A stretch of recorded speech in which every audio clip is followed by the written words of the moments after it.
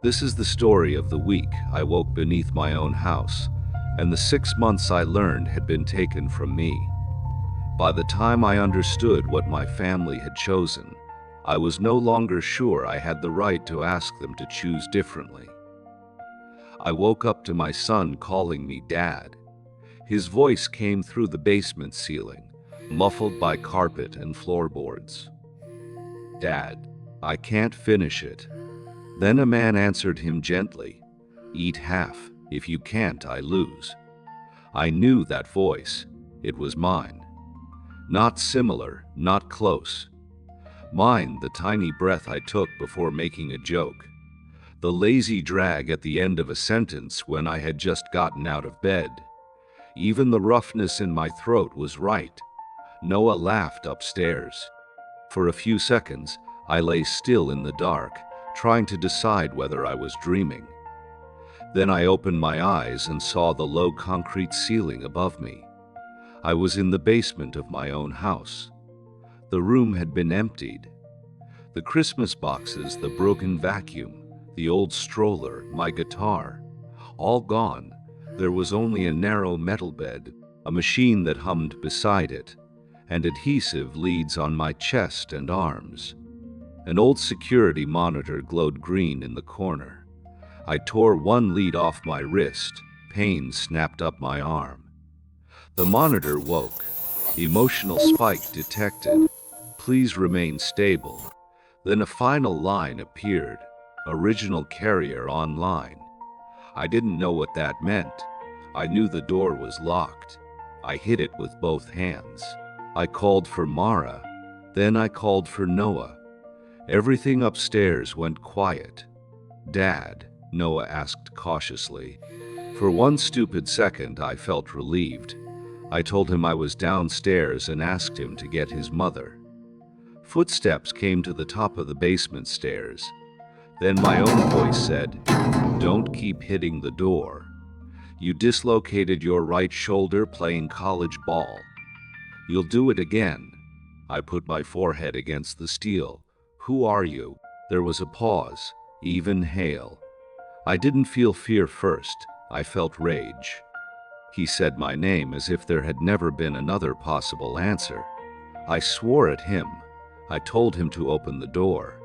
I promised I would call the police and put every one of them in prison. He stayed calm. "You need to rest," he said. Then he walked away. Breakfast continued upstairs. The old monitor still had 3 camera feeds: the entryway, the kitchen, and the dining room. I opened the dining room feed and saw him for the first time. The other Evan. He had my crooked left eyebrow, the small scar under my chin from a bike crash when I was 9, my gray sweater, my face. Mora sat across from him. Noah was eating cereal and talking about soccer practice. The other Evan moved Mara's coffee farther from the edge of the table and reminded her to eat something first. Mara looked at him with an ease I had not seen in years. That hurt more than seeing my own face. Noah said. Coach Daniels had moved Saturday practice to 10:30. The other Evan said he remembered. Noah stopped chewing. "You do, of course," the other Evan said. "I'll be there." I had seen that message in the team app. I had meant to look at it later. I never did. The machine beside my bed gave a soft tone. High-value emotional sample captured. On the monitor, the other Evan's eyes filled. He put a hand on Noah's shoulder exactly when I wanted to do it.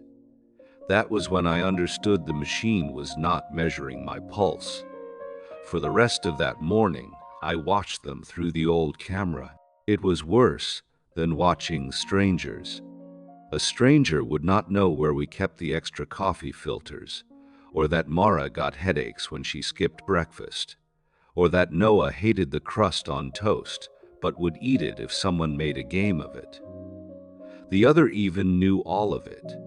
He knew it because I knew it, but he also did things I had stopped doing. He waited when Noah spoke. He looked up from the table instead of at a phone. When Mara reached for her coffee again, he touched the back of her hand as if it were the most ordinary thing in the world. Mara did not pull away. I remembered how she used to listen for my key in the front door. Before I came home, she would look around the living room, Noah's backpack, a cup in the sink, a toy on the floor. She was not trying to keep the house clean. She was trying to predict whether I would become angry. I had always told myself I was not that bad. I had never hit her. I had not cheated. I paid the mortgage. I showed up when something truly serious happened. But apparently, being less terrible than the worst possible version of myself had become the standard I used to excuse everything else. I thought I had been in the basement for 4 or 5 days, but time had started to behave strangely. The security timestamp jumped between blank numbers and system codes. I remembered cold weather before I disappeared. But the lawn outside was green. Noah looked slightly taller. Sometimes I woke with the metallic taste of sedatives in my mouth and a new meal in the cabinet beside me, with no memory of eating the previous one. Then a service menu appeared on the monitor. Continuity repair, family stabilization, original carrier support. A customer care representative appeared in a window. She was maybe 40, professional, calm, and entirely without malice. She told me I was under original carrier protection. The man upstairs was a certified continuity instance. "What rights do I have?" I asked. "Your body remains protected," she said. "Your life does not necessarily remain yours." She showed me the authorization Mara and I had signed after marriage counseling. If I could no longer sustain my family life, she could activate the repair. At the bottom was one sentence: biological continuity does not automatically outweigh relational continuity. I threw a plastic cup at the wall. At the exact same moment, the other Evan dropped his cup upstairs. Anger response synchronized, the monitor said. I tested it. I thought about the night Noah was born. The first time I held him, terrified I would hurt something so small. 10 minutes later, the other Evan came downstairs holding the blue hospital wristband. Mara kept hidden in her jewelry drawer. He sat alone at the table and cried. Then I understood. He had my memories, my habits, and my face.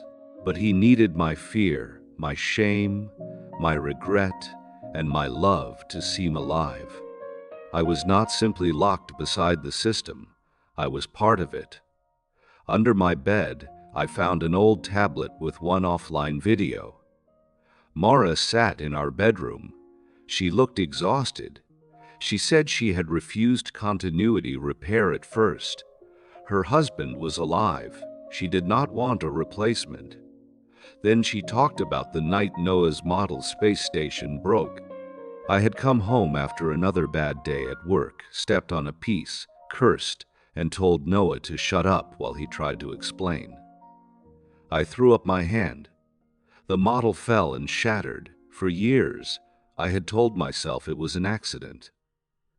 Mara said Noah asked her that night whether Dad disliked him. After the repair, she said, he stopped asking whether you were in a bad mood before bed, and I could finally sleep. She did not ask me to forgive her. There was more to the video. Mara talked about the months before the repair, but she did not sound like someone making a case against me. She sounded like someone reading from a list she had repeated so often that it had stopped sounding cruel. I lost my job at the logistics company. I found contract work, then lost that too. I hid the credit card notices. I sat on the couch every night with my phone in my hand, scrolling because silence felt easier than admitting I had no idea what to do next. Mara asked me to see someone. I went twice, complained that the medication made me tired, and stopped taking it. I promised I would do better. Sometimes I did for a weekend or a week. Then one small thing would happen. A late bill, a traffic jam, a message from a client, and the whole house would feel the change in me before I said a word. "I know you loved us," she said in the video. That was the part that made it unbearable. "You loved us, Evan. You just kept making us live around the version of you that was hurt." She looked away from the camera. "The repair remembered the good things you did. It remembered Noah's birth. It remembered you sitting beside my hospital bed. It remembered my father dying and you handling every form, because I couldn't look at one more piece of paper. It brought those parts of you into the house every day." Then she looked back. "I don't know whether that made it you. I only know that Noah stopped being afraid." On what I thought was my fourth day underground, Noah came to the basement door.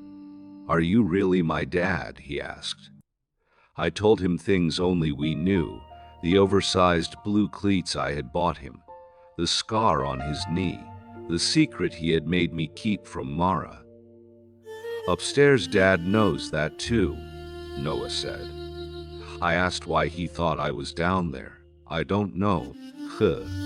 Then, after a long silence, he asked, "If you came out, would you yell again?" I said no too quickly. Noah knew. "Upstairs, Dad doesn't yell anymore," he whispered. The machine chimed. High-value remorse sample captured. Upstairs, the other Evan apologized to my son before I could. After that, I tried to give the system nothing. I counted cracks in the wall. I repeated numbers. I tried not to think about Mara or Noah. But the other Evan began to change. One night he looked directly into the old camera. "You can hear me, can't you?" The monitor speaker opened. He told me he had known for a while that something inside him came from somewhere else. Sudden anger, old grief, a memory with no place in his own life. "What are you?" I asked him. He took a long time to answer. "I know what the company calls me.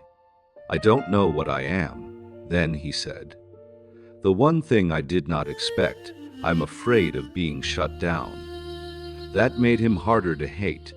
After that, we spoke through the monitor whenever the system failed to close the audio channel.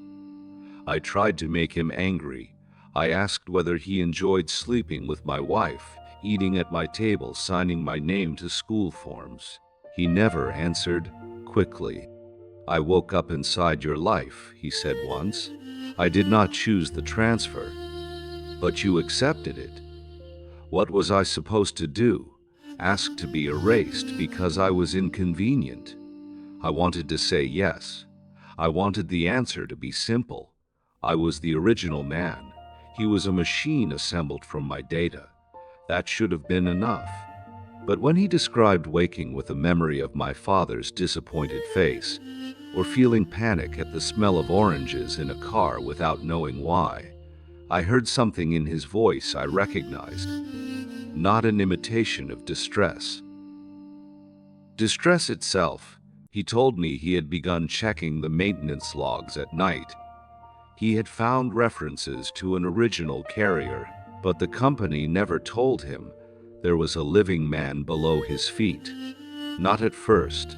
They told me the instability was archival, he said. They said the source material was old. And when did you realize it wasn't old? When I started feeling ashamed of things I had never done. Mara came to the basement door after she learned we were talking. "Open it," I said. She stood on the other side for a long time.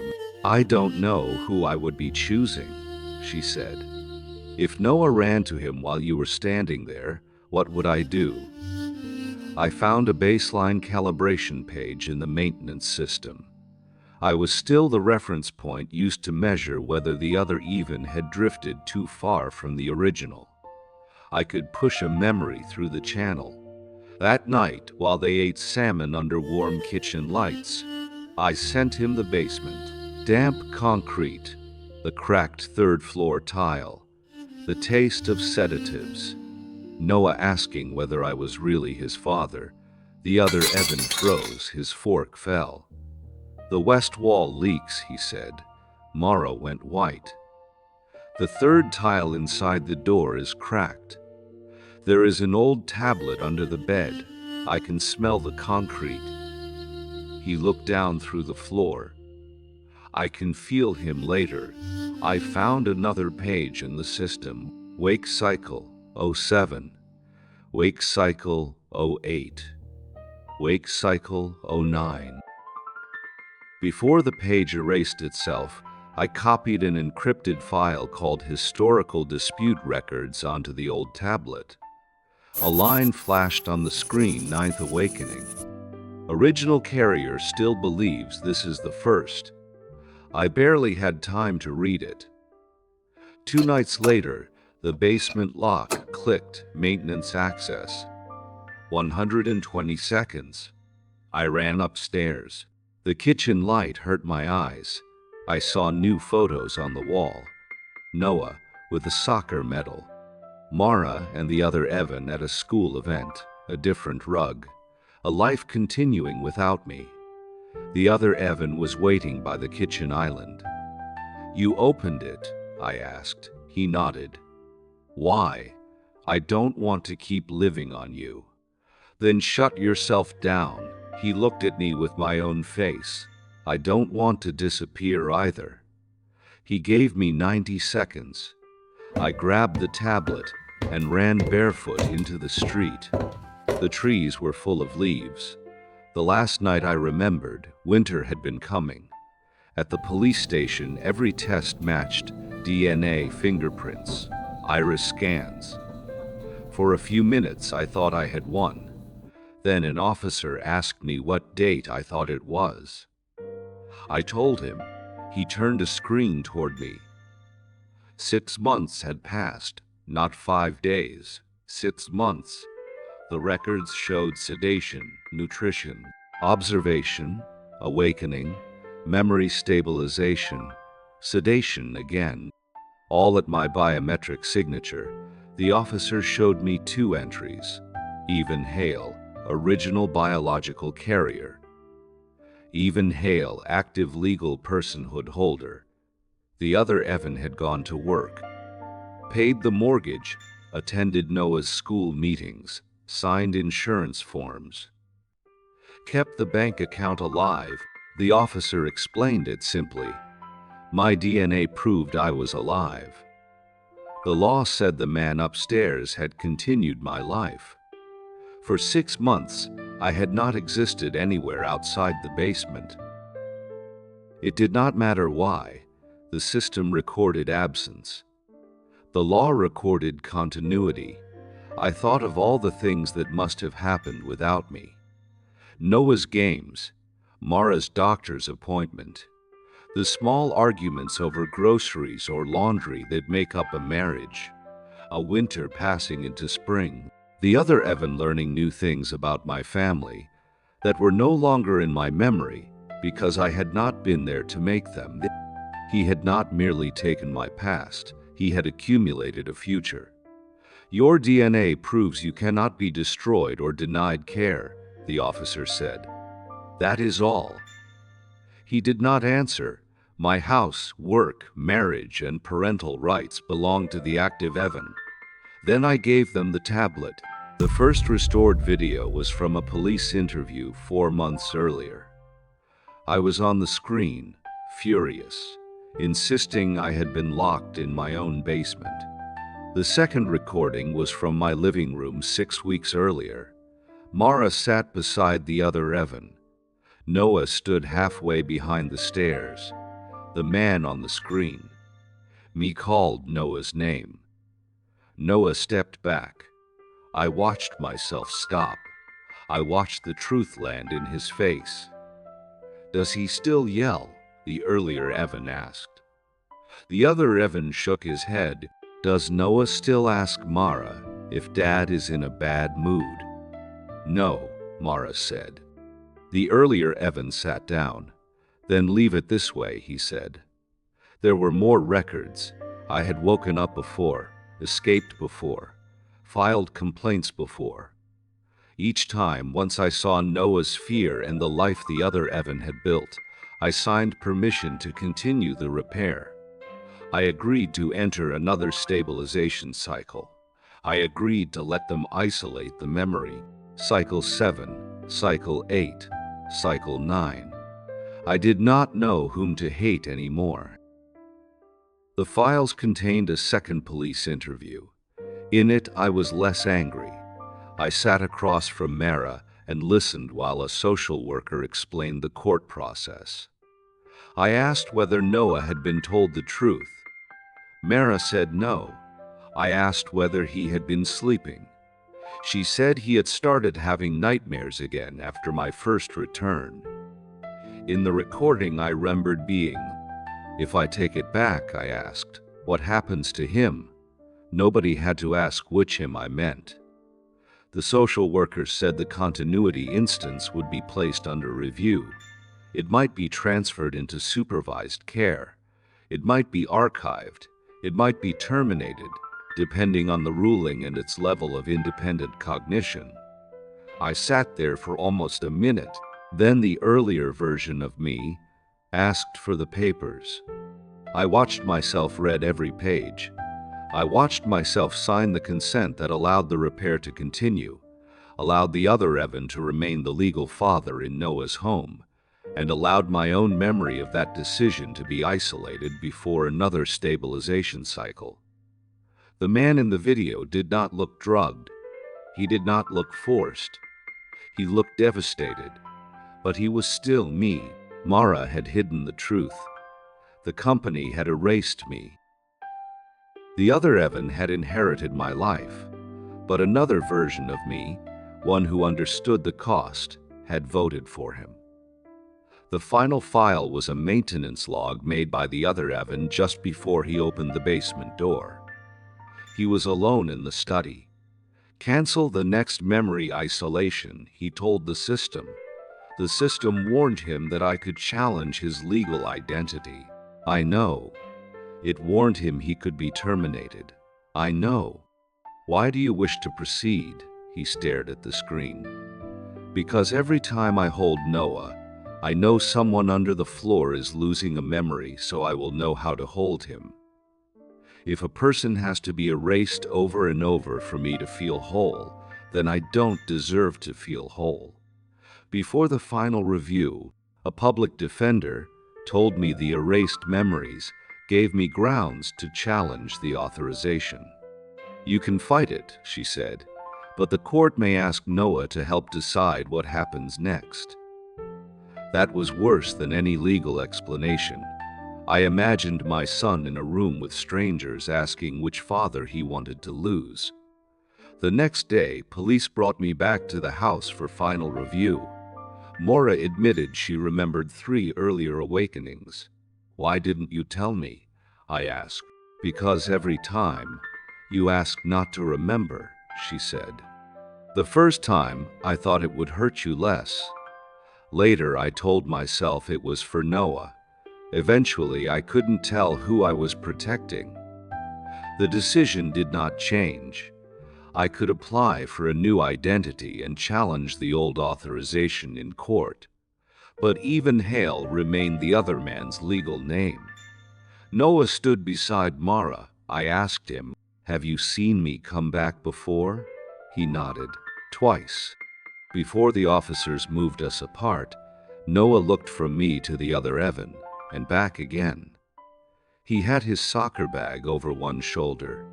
The same blue cleats I had bought, too large, now hanging from the zipper. "Do you remember the rain game?" I asked him. He nodded. "You wouldn't leave the field. You were soaked all the way home. Upstairs, Dad remembers," he said quietly. I nodded. There was nothing else to say. The memory was mine. The memory was his. And the child standing in front of us had lived through enough adults demanding that memories prove something. The other even came toward me. "Why make me remember this time?" I asked. "Because I was afraid you would wake up again and forget," he said. He looked exhausted. So was I. As officers led me outside, he called my name. Evan. I turned. I didn't steal your life, he said. They voted to give it to me. I looked at Mara, at Noah, at the other Evan, and I understood that he meant me too. At the car, Noah ran to the curb. Dad, he said. The window reflected my face and the other Evan's face behind him. Two identical men in the same glass. I could not tell which one Noah was looking at. Months later, I stood across the street from my old house in falling snow. The kitchen was warm. Noah had grown taller. Mara dried dishes while the other Evan wiped the table. He looked through the window and saw me. Neither of us moved. Then Noah said something I could not hear. The other Evan smiled. It was still my smile, but not entirely. Some part of it had grown in the months I had lost. Snow settled on my shoulders, and I finally understood that the worst thing was not that my family had chosen another version of me. It was that a clearer version of me had chosen him too.